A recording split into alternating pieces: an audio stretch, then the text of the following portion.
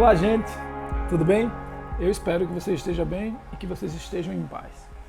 Bom, eu tenho falado bastante sobre mindfulness, tanto aqui na rede social quanto em alguns lugares, né, aos quais sou convidado para ir para falar sobre isso. E é interessante a gente notar que existem muitas pessoas, muitos contextos onde se fala sobre mindfulness. E nesse sentido, é muito importante que se explicite o que mindfulness também não é, ou quais são os aspectos relacionados a mindfulness que faz mais diferença na vida daquelas pessoas que praticam ou que começam a desenvolver essa habilidade.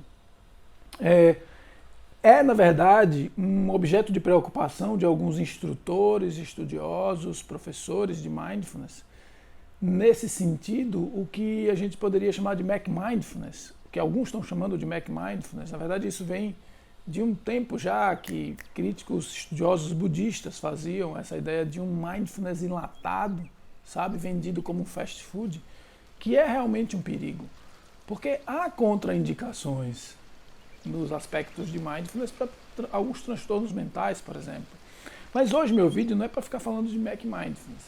Meu vídeo é para trazer para você uma ideia mais clara de que mindfulness, ou praticar essa técnica de atenção plena, de consciência sobre o seu estado presente, notando essa experiência com qualidade, com abertura, mesmo que ela seja desagradável, não é algo que está associado completamente com o objetivo de causar um relaxamento, uma anestesia, nem mesmo de concentração. É muito arriscado se colocar mindfulness numa esfera de que é algo que se resolve tudo, uma panaceia que vai funcionar para tudo. Não é assim. Algumas empresas começam a usar mindfulness dentro de um contexto de produtividade, de uma forma quase que de resultado direto. Praticou, tem o benefício, que não é assim. Na verdade, é um contexto onde, dentro de um treinamento, vai se desenvolvendo essas habilidades, observando a partir da experiência tácita, a experiência vivida, não é teórico apenas, mas você vai encontrando isso de você mesmo, né, quando você se percebe com abertura. E aí você vai descobrindo, a partir da sua própria experiência, como o mindfulness vai contextualizando esse aspecto da vida normal. Trazer mindfulness para o dia a dia de um modo natural é um dos grandes objetivos. Essa atenção, que não é só atenção, mas uma atenção com abertura, com a capacidade de colocar-se no seu próprio lugar, para entender esses contextos e os gatilhos que te levam a estados emocionais não tão agradáveis, a comportamentos que podem fazer com que você se arrependa e tenha insatisfatoriedade. Então, esse componente da atenção é bastante importante, mas não é essa atenção simplesmente. Não é a atenção ligada a me concentrar e colocar a atenção.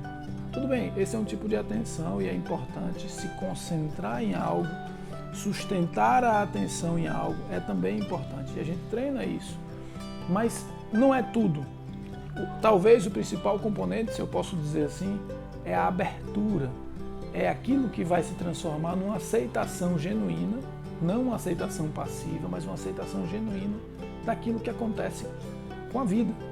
Eu vou citar uma frase aqui de William James sobre atenção.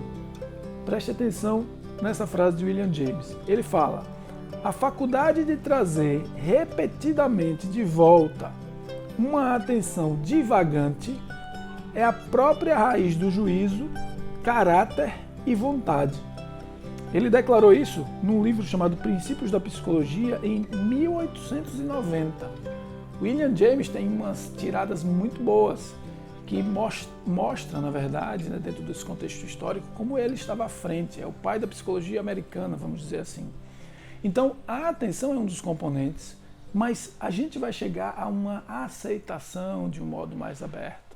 Tá? Então, mindfulness está muito mais ligado a descobrir por que eu me relaciono e como eu me relaciono com esses contextos da vida diária, de um modo mais aberto, mais generoso consigo mesmo, principalmente, que eu vou observando esses contextos da minha própria vida, do que, ao contrário, ter relaxamento, conseguir concentração ou resultados e ganhos fáceis disso ou daquilo.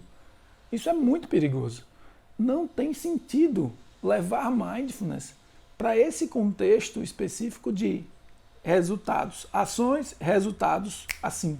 Há uma tendência da pessoa ficar mais calma, da pessoa ficar mais relaxada, ganhar alguma concentração, mas esse não é o foco, isso não é a promessa. Se alguém te promete mais concentração, se alguém te promete um resultado diferenciado em relação a relaxamento, a calma, muitas vezes eu falo, mesmo durante o curso, para as pessoas que o objetivo não é você ficar zen ou parecido com quem é zen, ou um pouco tranquilo, diferente do que você é. Não.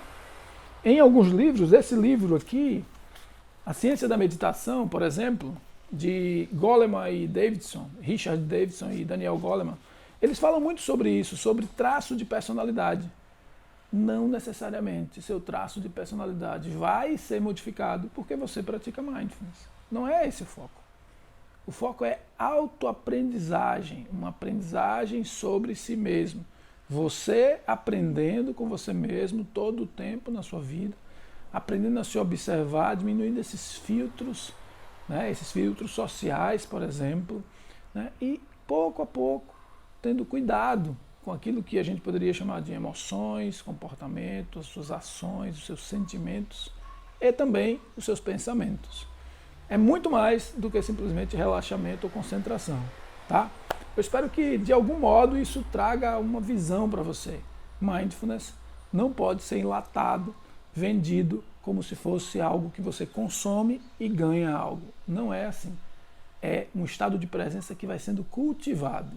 E eu espero que você, se tiver interesse, venha fazer parte dos nossos grupos e possa aprender isso na prática. Espero que você fique bem e eu te conto no próximo vídeo.